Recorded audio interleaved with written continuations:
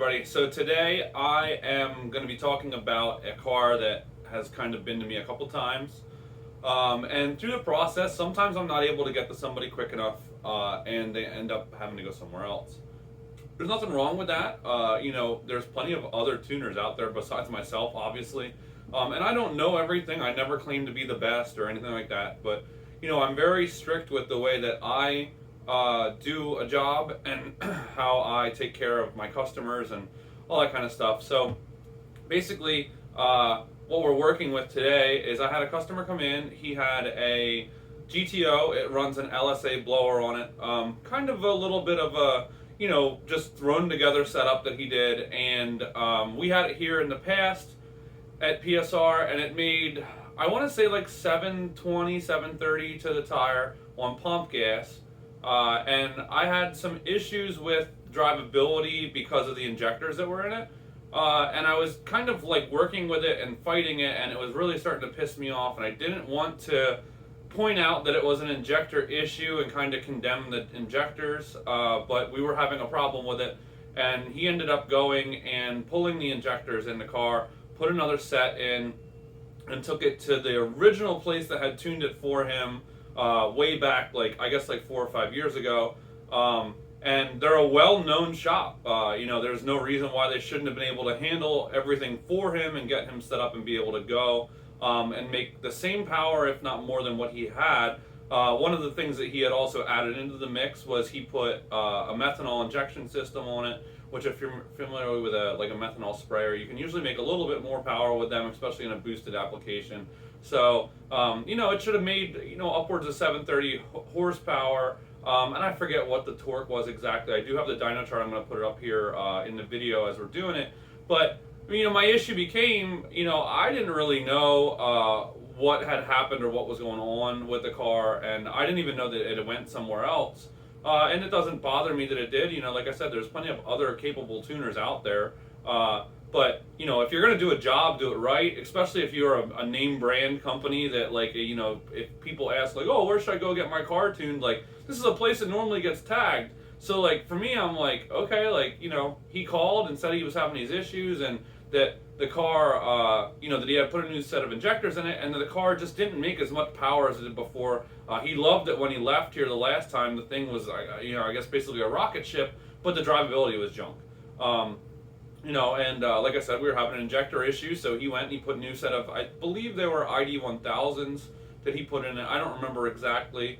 But, he made considerably less horsepower than he had made before. He told me that on the other shop's dyno, he made 670, which is very low from where it had been at 730. And he hadn't changed anything. It's not like it was lower on boost or anything like that. They have a Dynojet dyno there, so, for the most part, their dyno should line up with what ours is. There's a couple dynos in the area that I've been on with the same car, and we've seen that our dyno is usually within 1% of somebody else's in the area. I've never done a test between our dyno and this shop's dyno, so I don't know exactly, but basically what we ended up doing is I put it on the dyno here at our shop because he wanted to see if maybe there was a reason why it wasn't making the power it was supposed to. So what I ended up doing is we ran it, and I have the chart up here on my laptop from the data log basically, and I'm going to go over it, and I'm going to really show you guys the wrong way to tune a vehicle. I don't even understand how you can ship a vehicle with a tune in it like this. Yeah, you could go drive it down the street. It started right up. There wasn't any issues with it drivability wise. But one of the biggest things with dyno tuning as a tuner is you're going to basically charge a customer for XYZ amount of money, and it's probably going to be the cheapest amount of horsepower they ever got. And that's my biggest thing. Somebody comes to me and I charge them $500 for a tune. If I'm able to give somebody 50 horse for $500, they're not going to be able to get that somewhere else. Even to put nitrous on a car, usually a basic nitrous kit is going to cost you $1,000. So you might be able to make 150 horsepower off of a nitrous, kit, let's say, but you're going to spend 150, or you're going to spend $1,000 to do it to make that 150 shot. So, on my end, a lot of times I say to somebody, if you spend all this money to build your car and do all this work and all that kind of stuff, the cheapest investment that you actually are going to have in your setup a lot of times becomes the tune. You know, my tunes is somewhere, they usually range between $500 and $1,000 depending on the setup. They can go more than that, but you know, there's no other part in your vehicle that you're going to spend that little amount of money and get, you know, the same amount of horsepower for it. You know, for this guy, he has a fully built 408 in it. It's running on roughly, I believe it was like 12 pounds of boost. And you know, this setup should have been, you know, right in that 730 wheel horsepower. And I was very disappointed when I put it on the dyno here and it made 698. Now, I don't know why there was such a discrepancy between our dyno and their dynojet.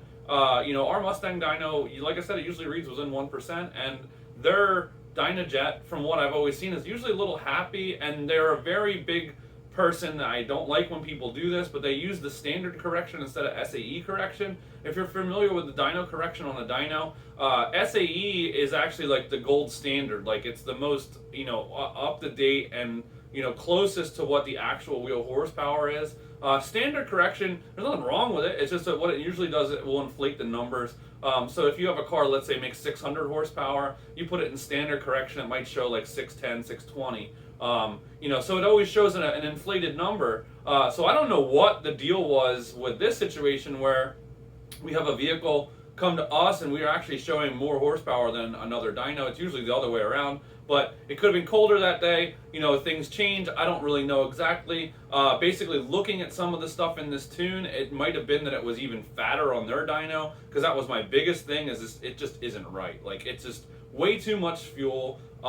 You know, and the timing is not set correctly. You know, I mean, I'm going to go over this all on my laptop, but my main gist of this video is really to kind of show you how to scale a computer correctly for injectors.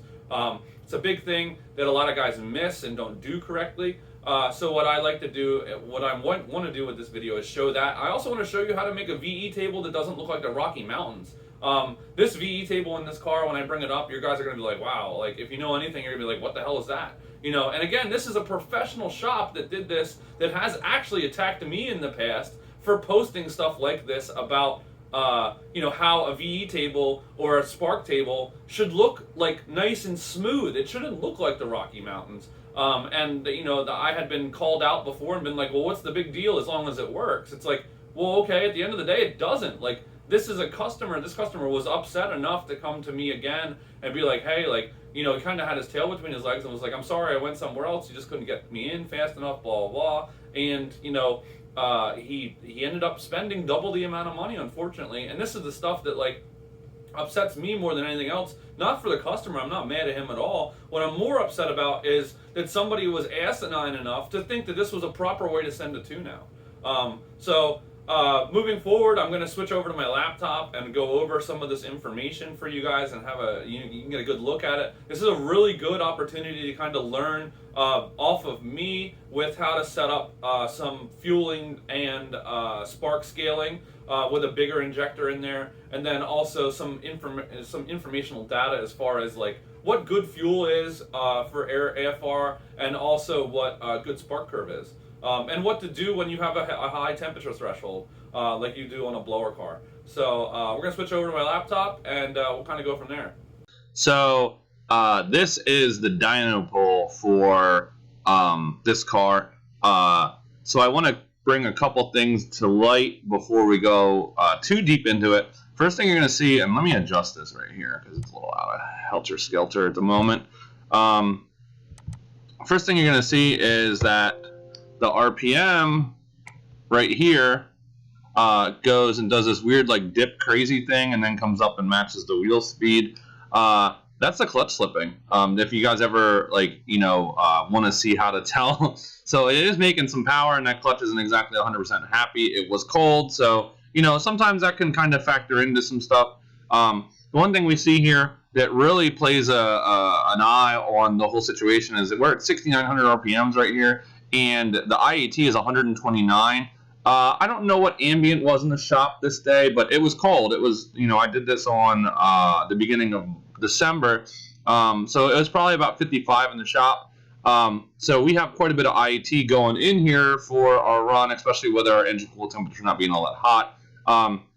So what I want to point out, and this is some information that I know from what we had on the dyno before, the spark is just not where it belongs at all. So that's the first thing I saw. It pulls the spark down like crazy because of the IAT correction. And the other thing that factors in here, as you can see, when the clutch slips, it's lean from where we would want it to be. And that has a lot to do with, obviously, something going on here, load-based, that isn't correct. And then, we see an air fuel of 10.8 to 10.6. And all the way at the end, it goes about 11.2, 11.1. It's okay to be safe, but when you have a customer like this guy who has come to me and is like, I want to push it for max effort, like, obviously don't want it to break, but I want it to make the most it can.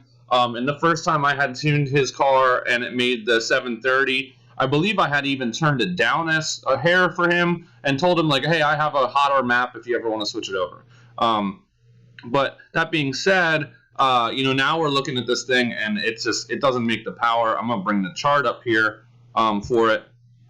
And this is the dyno chart from when it first ran. The red line is our base run.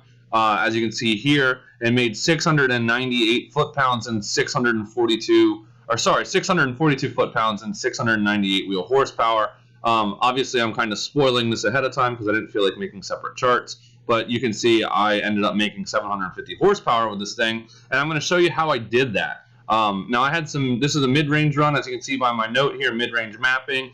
Basically, I just made a couple little adjustments, and it went and made 728 right away. And then at the end of the run, it made 750 and 669 foot-pounds of torque. Now, that's a substantial jump.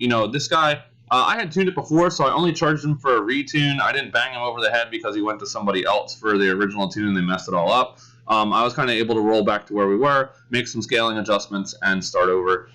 So I didn't charge him a whole lot. This is probably I would say the cheapest 50 horsepower he's ever gotten. So that being said, I'm going to switch over to some of the other data files and we can kind of look a little bit closer at them. And I would also like to show you guys the file itself. So let me open up HP Tuners here and we can look at that a little closer.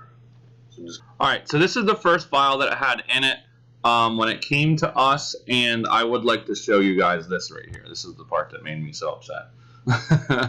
So I'm still laughing at it because it's so ridiculous. This is the VE table that was in this car. Like I said, a professional shop did this. This is a shop that is not cheap. They tout for being, the best in the business, basically. And I would be embarrassed to let something that looks like this leave my shop. This map is nowhere near the way that it should look, and I don't even know like what they had going on here.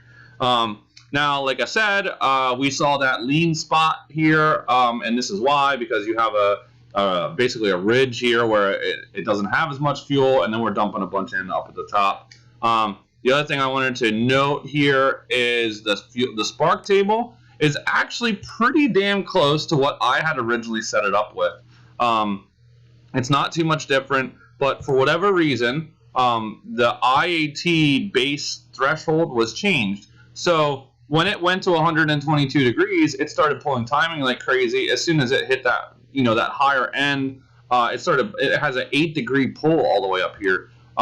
So that's a big factor. I don't think any of these other tables were populated. I believe they had kind of kept it all the same. Yes, they did. So that's a huge thing on my end. I'm like, they had an issue here, and they're running this. They're just kind of running it on its edge. My other big thing, and this is always a huge factor on my end, is this number right here, your cylinder air mass.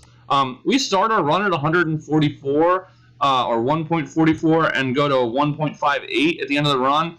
If you're familiar with Gen 3 ECUs with HP, you only go to 1.2 on the cylinder air mass, and you can't edit them. So you come down here, you don't have a way to edit it to change that.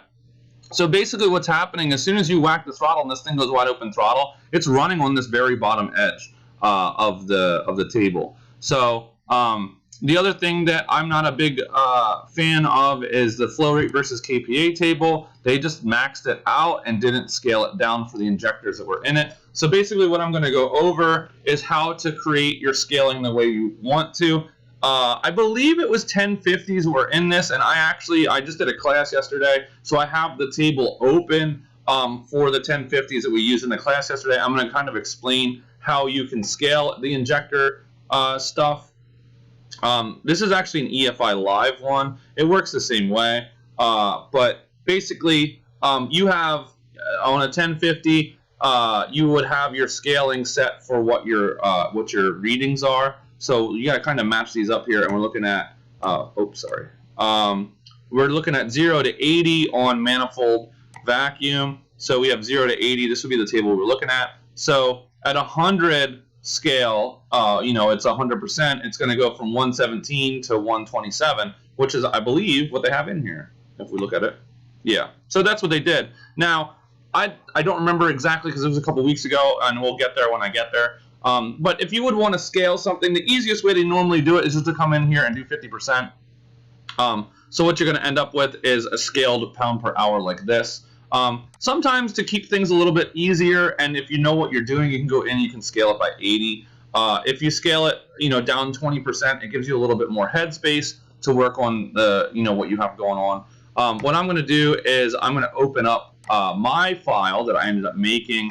All right, so here's a file that I made, and if we go to flow rate versus KPA, you can see I took it down to 81, which I believe ends up being about 60.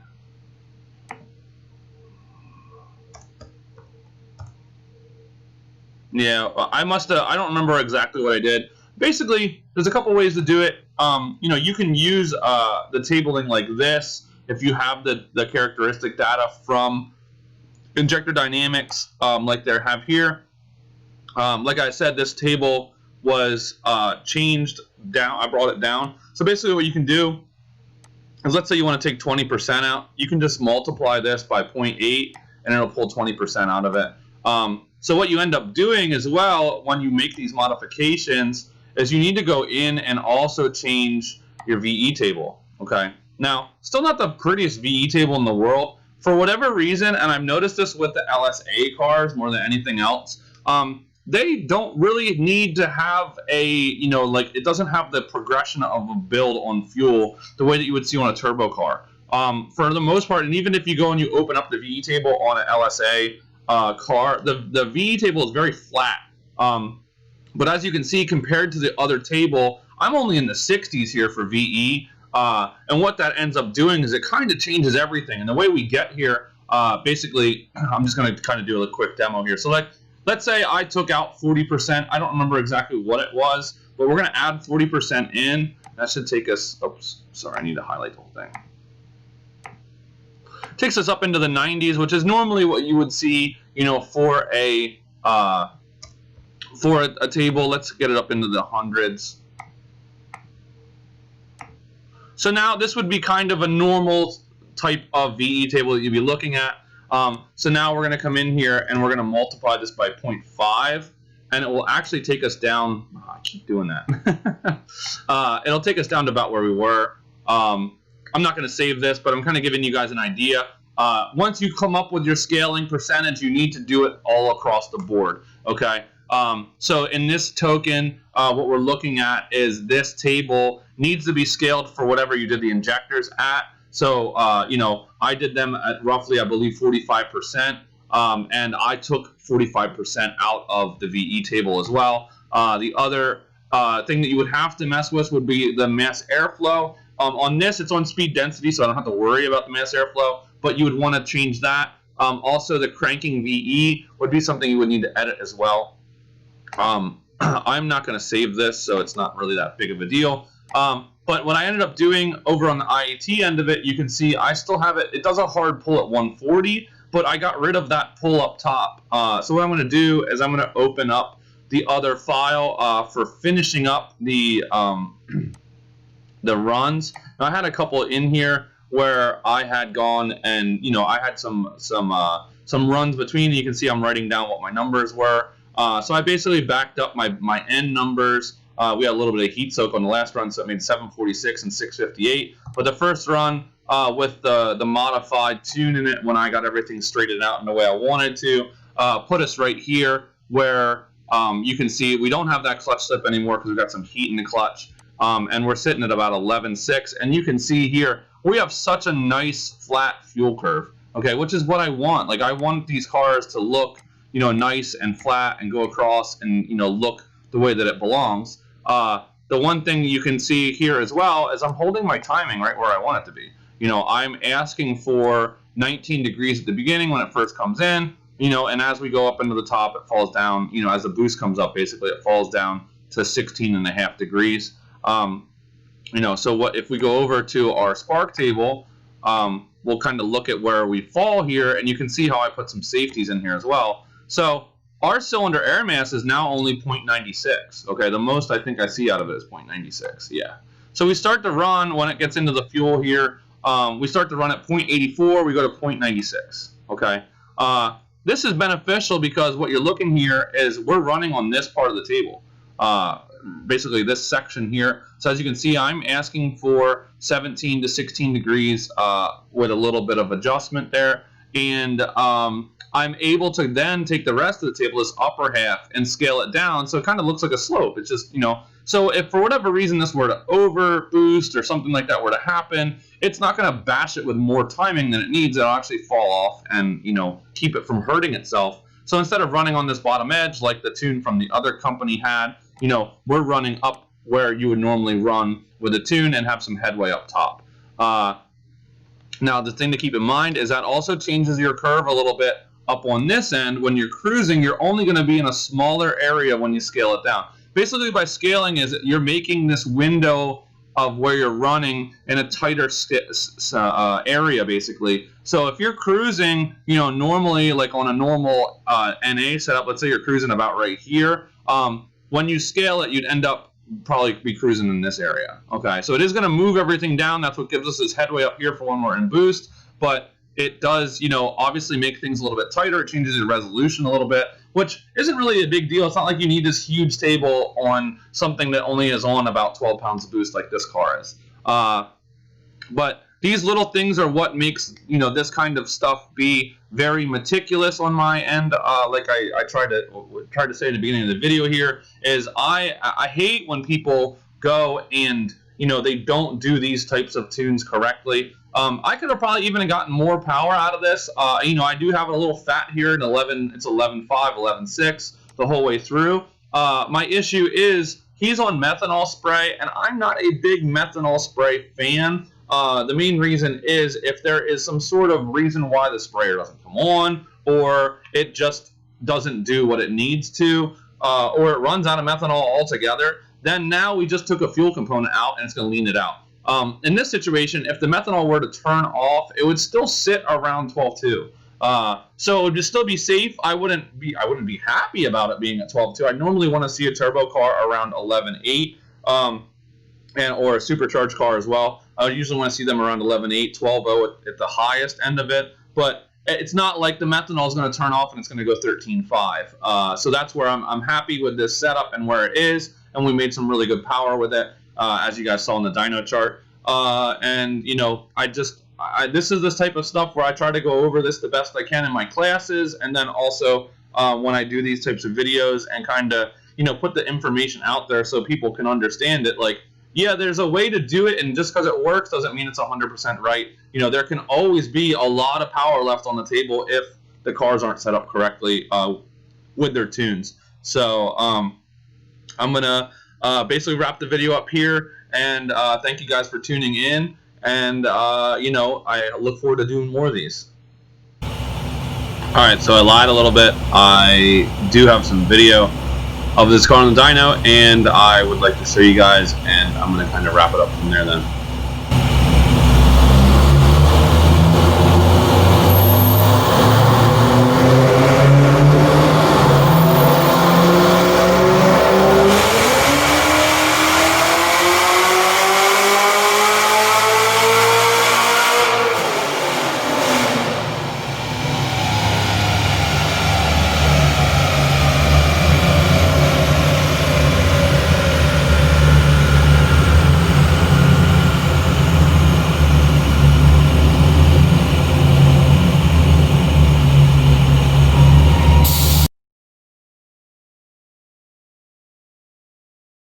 Alright, so I want to close this video out in saying I did not make this video in any way, shape, or form to bash somebody else or any of that kind of stuff. I know it may come across as being vindictive and aggressive or anything like that, but mainly my whole point of this video is to show you guys the right and wrong way to do it.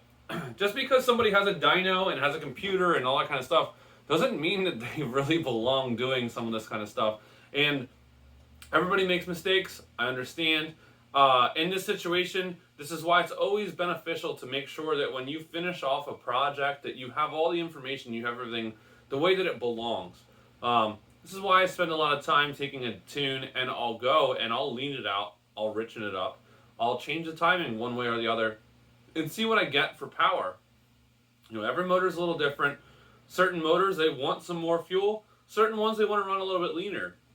Obviously, there's a threshold of being too lean and there's a threshold of being too rich. Rich isn't going to hurt anything. Lean obviously will. And the same goes with timing. I was teaching this yesterday in my class. When you have too much timing, it doesn't always necessarily mean that it's going to make, you know, less power. Yesterday we did some pulls and I was 2 degrees higher than we really needed to be, and the car only lost 5 horsepower. You know, you wouldn't really know, like if you just kind of shot in the dark and got the same number that I was running yesterday, you wouldn't really know that that was wrong. But it's something as simple as going and pulling 2 degrees from where we were at, you would have gained another 5 horse with less timing. So these are things to keep in mind. Like I said, I'm not trying, and I did my best in this video to not, you know, tell who the shop was or any of that kind of stuff. You know, it's their own, who knows, they have their own YouTube, maybe they'll make fun of me or whatever the case is. I don't really care. My information is the information. You know, we ran it on the dyno. I can't skew these numbers. You know, I am not that type of person in any way, shape, or form. I always advertise on our Facebook page that if you want to bring your car in and run it on the dyno, like I will run it and just do a data log and dyno pulls and give you some base numbers and my opinion on whether or not you are making enough power. And I always tell people, if I can't make more power with your tune, I'm not going to charge you for it. So if you bring your car in here and I put on the dyno and I'm like, wow, that should make more than it does, and then I go and I dyno it and it doesn't, I don't charge for that. Like, you know, like I'm not going to charge you for not being able to follow through with something that I believe is the truth. In this situation, you know, this is probably the cheapest 50 horsepower that this customer has ever made in his life. And I have this happen so many times. Unfortunately, it's just part of the business. Like I've said, this is such a, there's no like rhyme or reason for the way that people tune cars, okay? Like, yes, there is a kind of a standard to an extent, but there's no like, you know, you go and you want to replace a clutch, like there's an actual book way of replacing a clutch in a car. There's no way of doing this with tuning. Like nobody's actually like made a gold standard on like this is the exact way you have to tune and the only way you have to, because a lot of it is so relative. Like it's very open. There's a lot that can be interpreted one way or another, and there's so many different ways a motor can be just put together.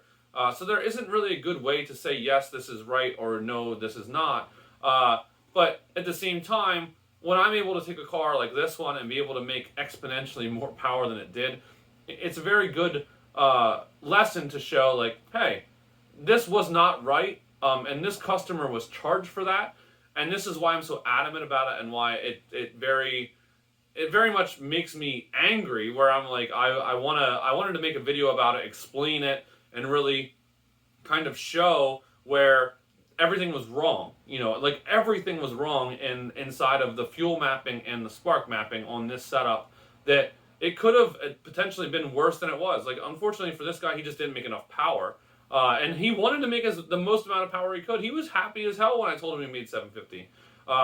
But, you know, it could have gone even worse than that. You know, I kind of gave this scenario, you're maxing out the spark table, if something else happens, who knows?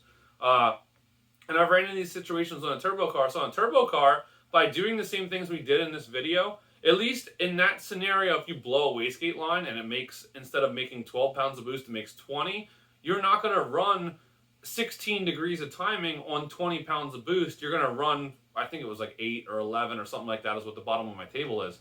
So keep these things in mind as a tuner and as somebody learning or whatever, that, you know, be aware of what you're doing. Like, if it looks like the Rocky Mountains on your VE table, you're not doing the right thing. Like, make sure you're doing it right. And I try to teach this in my classes that I've started doing, and I've been trying to do this over the years of other people I've taught and worked with and such, to make sure that you're aware of what you're doing and how it looks. Like, the VE table doesn't have to look like, you know, a picture or the Mona Lisa or anything like that, but it has to kind of be smooth. Like, it can't be like this the whole time through the VE table. And same with Spark. So keep these things in mind. Again, I'm not here to bash anybody. This was a perfect example of what not to do. Unfortunately, it was a high-end shop that did this, and it gave me a very good opportunity to show it and go through the motions and be able to show, like, just because you spend, you know, $700 or whatever on a tune doesn't mean it's right. Like, make sure you're aware of what your car is and what it should be making. And, you know, if they do 3 pulls on the dyno and then pull you off and say, hey, see you later, like, they didn't do a good tune for you, okay? From my end of it, when I do a tune, depending on what the setup is, it's going to be on the dyno for at least 2 to 3 hours. I know guys that spend up to 10 hours on the dyno. Guys I've been following for years, but when I first got into this, there's a guy I've been following in California for years. It has been, you know, he's very, very good, and he does a lot of road race cars, and his sessions run, you know, on a standalone, basically. He doesn't really touch this ECU stock stuff, but on a standalone, he'll spend 8 to 10 hours doing a tune. You know, he's going to run your car to the ragged edge. And I've kind of modeled that in my own, you know, as I've grown as a tuner, to where I feel as though it's worthwhile to spend that time and, you know, put the car through a heat cycle, get it really hot, get it really cold, like, go through all those motions and really see what it's going to do. You can't really do a good tune by doing 3 to 10 pulls on the dyno that are under the same exact temperature and load, and never really get the full scope of what's going on with the car. So again, I want to thank all you guys for tuning in. I probably seem like super crazy, and I'm being very adamant about this because it's one of those things where throughout the years it really just irks me when I run into a tune like this, and this is something I've run into so many times, and it's honestly, some of it is from the same place.